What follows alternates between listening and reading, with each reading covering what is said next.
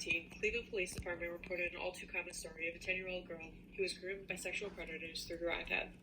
In a 2018 article written by Clayton Crawford, he discusses a girl who was given a tablet to help with her schoolwork. Unfortunately, the mobile device was used for social media applications like Snapchat and Skype. After about a month of unmonitored use, her mother checked the device and was horrified to discover that her daughter had been targeted by at least 16 men. The 10-year-old schoolgirl was first contacted by a man on Snapchat who won her trust before leading the conversation on sex. Her parents believe that he must have passed her details on to others. Predators who try to sexually exploit children for the purpose of producing child pornography often share that pornography or access to the child with other predators. The predator's methodology was a textbook use of social media to manipulate and exploit this young girl. But this story, while horrifying, is a fairly common story in today's society. Social media plays a huge role in how children and young adults are exploited online.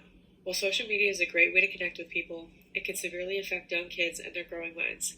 Teens who share too much of their information online can get their identity stolen, they can be targeted by predators, and they can form severe body issues.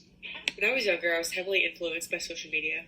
Being exposed to different celebrities gave me all different types of body dysmorphia. It wasn't until I was a little bit older that I realized the dangers of social media. Growing up, kids and young adults look up to celebrities all the time because they are liked by many people. They chase after the image that celebrities put out, and they use social media sites to compare themselves to these people. In 2018, the Good Childhood Report found a lower sense of well-being among children, particularly girls, who were exposed to jokes or comments about other people's bodies. They may think that they have to have a similar body type as these social media influencers, and they may start to try to lose weight. They may stop eating because of the body image that society tells them that they should have. Low self-esteem can directly cause behaviors like drug and alcohol misuse, and can lead to eating disorders, self-harm, and poor mental health. According to a study done on Children's Society, there was a surge in the number of girls being admitted to hospital for eating disorders. In just 6 years, admissions for anorexia in young people has nearly doubled. Kids who accidentally share too much on social media can be put in a position of vulnerability. For example, Facebook provides the opportunity for people to post information like the town they live in or the school they grew up going to. Posting pictures when your family is out of town gives the predator opportunities that wouldn't be there if this information had been private.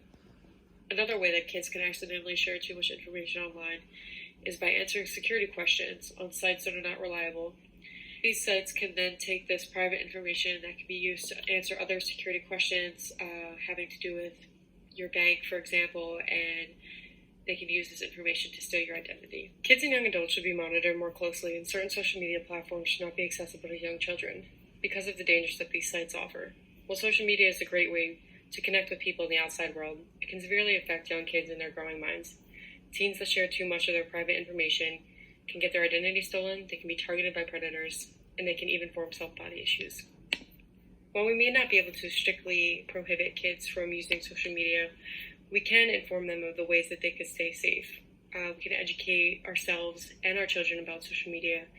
We can establish an age limit for the children to start using social media. We can regularly check up on their privacy settings. We can also make sure that they're not posting personal details, including their phone numbers or addresses on social media.